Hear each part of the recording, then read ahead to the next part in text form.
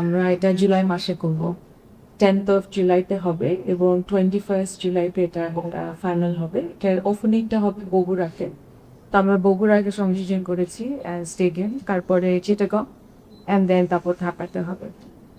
এবং ডেফিনেটলি আমি যেটা রিইটারেট করব যে উইমেন্স বিপিএল অবশ্যই হবে এবং এখানে 3টা টিম খেলবে।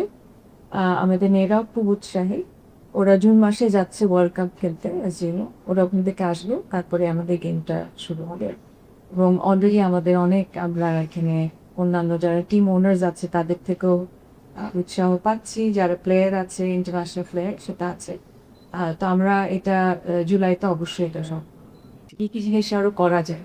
আজকে যেসব ডিসিশনগুলো আপনারা শুনলেন, বেশ কিছু ডিসিশন নেওয়া হচ্ছে স্পেসিফিক কমিটি হয়ে, কিন্তু আমরা কমিটি চেয়ার একজনকে ইলেক্ট করে তাদেরকে কিন্তু কাজগুলো করানো হচ্ছে। সো আমাদের আসলে আমরা সবাই দায়িত্বশীল এখানে যারা আছে, এবং আমরা যে কাজ আমাদের করার কথা আমরা সেদিকে আসলে লক্ষ্য রাখছি, আর যেটা হবার সেটা হবে, আমরা যাতে ঠিকমতো কাজটা করি।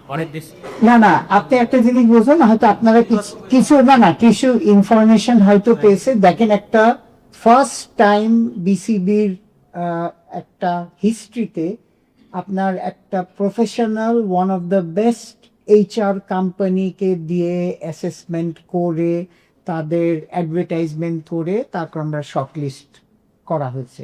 আপনার যে ইনফরমেশন আপনি বলছেন, ইয়েস ইট ইজ কারেক্ট, কিন্তু that we have to balance.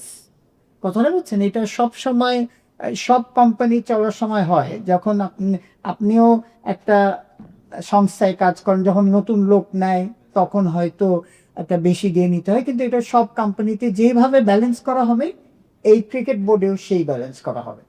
For more updates, subscribe to our YouTube channel and click on the bell icon. Follow us on Facebook and Instagram.